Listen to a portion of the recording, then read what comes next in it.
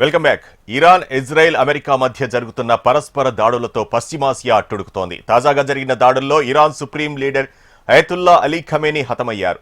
ఈ విషయాన్ని Iran media వెల్లడించింది. దీన్ని US president Donald Trump, Israel ప్రధాని నెతన్యాహు కన్ఫర్మ్ చేశారు. ఇజ్రాయెల్ వైమానిక దాడుల్లో ఖమేనీతో పాటు ఆయన కూతురు, మనవరాలు, అల్లుడు చనిపోయారని ఇరాన్ దేశ మీడియా ధృవీకరించింది. దీంతో ఇరాన్లో 40 రోజుల పాటు సంతాప దినాలు పాటించనున్నట్లు అక్కడి ప్రభుత్వం వెల్లడించింది. ఈ దాడులు టెహరాన్లోని సుప్రీం లీడర్ కాంపౌండ్పై జరిగాయి.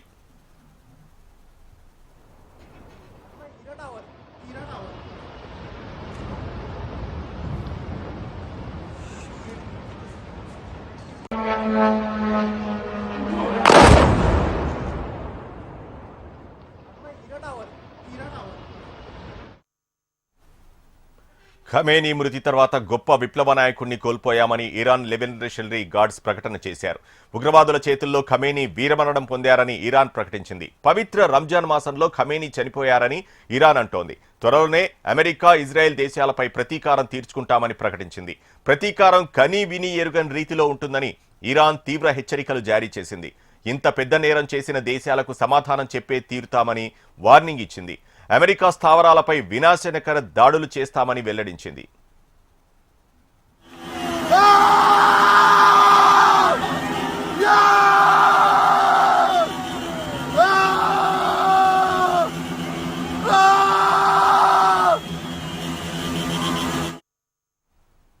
తాజా దాడుల్లో ఖమేనీ చనిపోయాడని అమెరికా అధ్యక్షుడు డొనాల్డ్ ట్రంప్ ప్రకటించారు. ఈ మేరకు తన సొంత social media platform the truth లో ఓ పోస్ట్ పెట్టారు. చరిత్రలోనే అత్యంత భయంకరమైన వ్యక్తి ఖమేనీ చనిపోయాడని ట్వీట్లో తెలిపారు. ఖమేనీ మృతితో ప్రపంచవ్యాప్తంగా ఉన్న చాలా దేశాల ప్రజలకు న్యాయం జరుగుతుందని ట్రంప్ అన్నారు. దేశాన్ని తిరిగి సొంతం చేసుకోవడానికి ఇరాన్ ప్రజలకు దక్కిన అద్భుతమైన అవకాశం ఇదేనని ఆయన అన్నారు. ఇరాన్పై నిరంతరంగా భారీ బాంబు దాడులు కొనసాగుతాయని రాసుకొచ్చారు. ఒకవైపు ఇరాన్ ప్రభుత్వం అధికారికంగా సంతాపం ప్రకటిస్తుండగా, మరోవైపు ఇరాన్లోని పలు ప్రాంతాల్లో భిన్నమైన పరిస్థితులు కనిపిస్తున్నాయి. ఖమేనీ మృతి వార్త తెలియగానే టెహరాన్ వంటి ప్రధాన నగరాల్లోని అనేక మంది ప్రజలు రోడ్లపైకి వచ్చి సంబరాలు చేసుకుంటున్న వీడియోలు సోషల్ మీడియాలో చక్కర్లు కొడుతున్నాయి. ప్రజలు తమ ఇంటి దగ్గర బాణాసంచా కాలుస్తూ, చప్పట్లు కొడుతూ ఆనందాన్ని వ్యక్తం చేస్తున్నారు.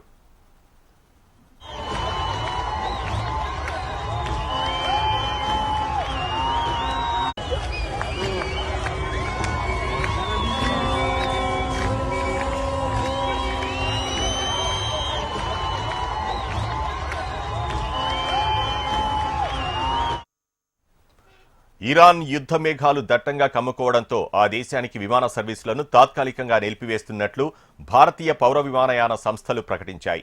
యుద్ధం కారణంగా విమాన ప్రయాణికుల భద్రతే లక్ష్యంగా Iran, Israel, Lebanon, United Arab Emirates, Saudi Arabia, Bahrain, Oman, Iraq, Jordan, Kuwait, ఖతార్లకు విమాన సర్వీసులను తాత్కాలికంగా రద్దు చేయాలని directorate general of civil aviation భారత విమాన సంస్థలకు సూచించింది. డీజీసీఏ సూచనలతో తమ సర్వీసులను నిలిపివేస్తున్నట్లు IndiGo, Air India, Akasa Air, SpiceJet తదితర సంస్థలు ప్రకటించాయి.